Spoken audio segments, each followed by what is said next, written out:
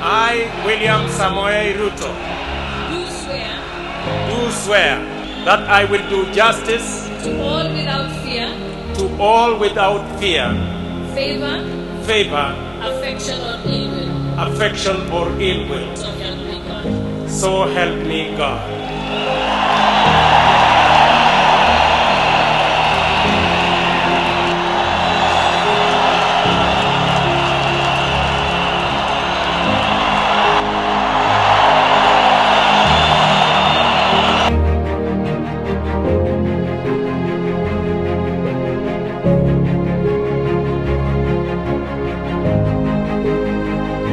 He is said to be studious, a workhorse, a stickler to detail, and a scrupulous, overly religious teetotaler who pays attention to the smallest of details.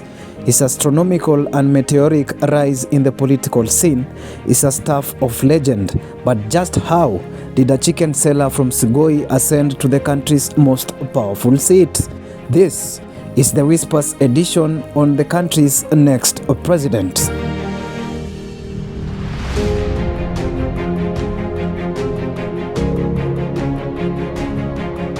I am a very strong believer that we cannot change this country. We cannot transform Kenya without the effort, the talent, the expertise of the young people of this nation. Born in 1966, William Kipchirchir Arap Samoei Ruto grew up in a rural area devoid of the attention his predecessor grew up receiving by the virtue of being the son of the country's first president.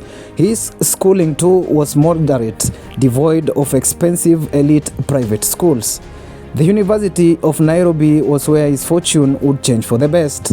A conservative Christian leader would be recruited into the youth wing of the ruling party called Youth for KANU 1992 by Cyrus Jirongo in what was seen as Moi's attempt to re-energize his campaign platform in the face of a formidable opposition following the repeal of Section 2A, which hitherto stonewalled any attempts to expand the political space. The YK92 was largely unpopular, and it is blamed for introducing the culture of handing out political handouts. Moi would roam to victory, and he unexpectedly disbanded the outfit. Ruto, who had been observant all this while, believed he had grown of age, and consequently he had his own political ambitions. In 1997, against the wishes of President Moi, Ruto would launch his parliamentary bid as MP for Eldoret North. The opponent was Moi's own relative Reuben Chesire. Ruto would win, and President Moi was forced to notice this young budding tack. He got the position of Director of Elections for the ruling party. The wind of change was blowing belligerently, and the Independence Party was facing perhaps its biggest obstacle since independence.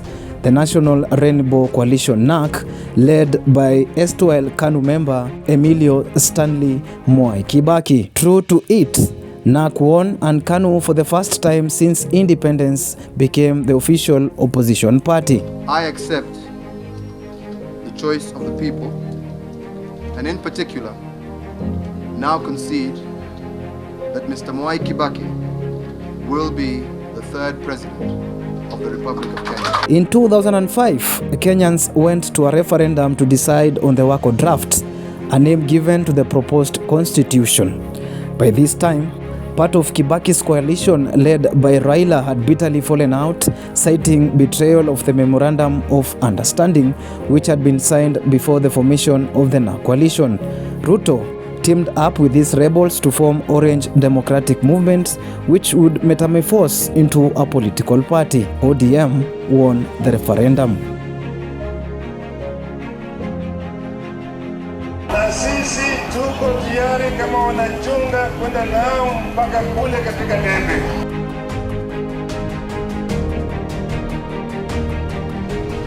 Ruto would team up with Raila and Mudavadi alongside Balala and Nyaga in the ODM umbrella. and a team christened the Pentagon to face Kibaki's PNU in the 2007 elections.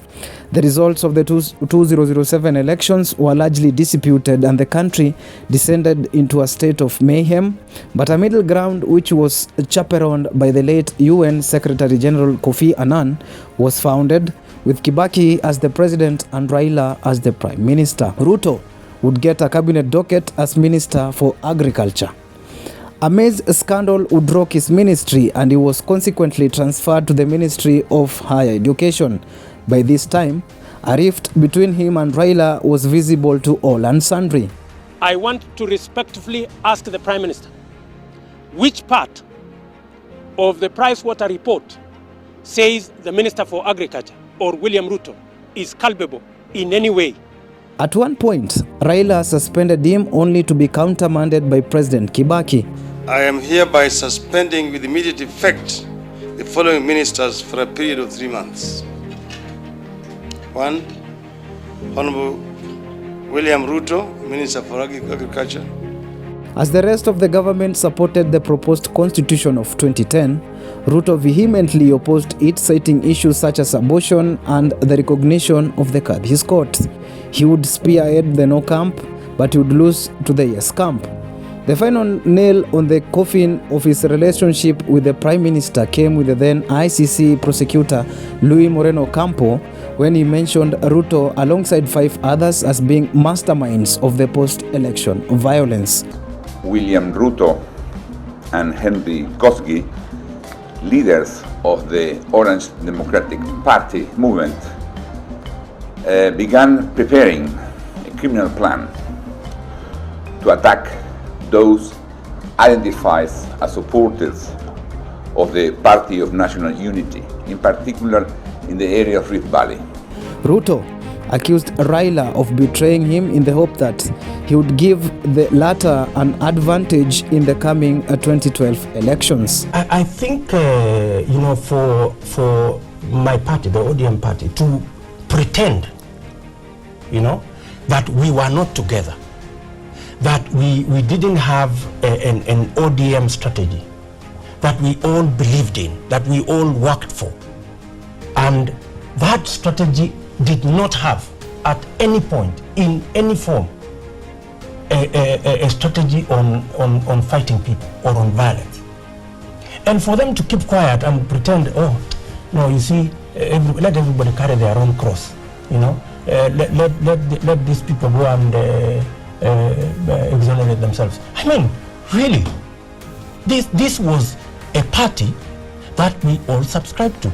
I mean, ODM should have been the ones to stand up and say, these are our members. As a party, we did not have a strategy on, we all of us, we were looking at a celebration, because we all knew at that point in time that in fact we had won this election. Ironically, Ruto would craft his own path through the United Republican Party, which was referred to as the URP party, and it would team up with Uhuru Kenyatta's TNA, who was on the opposing side in the previous election, to form the Jubilee Coalition Party. They would get elected in the 2013 election as president and deputy president respectively. Indeed, the son of Sigoi had forged his legend. The coalition would wrap up to form Jubilee Party in 2017, and their re-election bid was successful. But things would get out of hand as the party crumbled in front of our very own eyes. Ruto was demeaned, humiliated, and vilified, which forced him to ditch the Jubilee Party to form UDA. As fate would have it, and against all odds, he would be elected on the 9th day of August as Uhuru Kenyatta's successor in the most staggering of fashions. His ascension to the country's ultimate seat of power cements his scrupulous character. He indeed outrightly and wittingly became a force in the tumultuous waters of Kenyan politics. Starting from 13th September 2022, William Ruto will be the country's 5th CEO. Will he deliver on his promises? Your guess is as good as mine. For the Whispers, I am Dennis Savatia.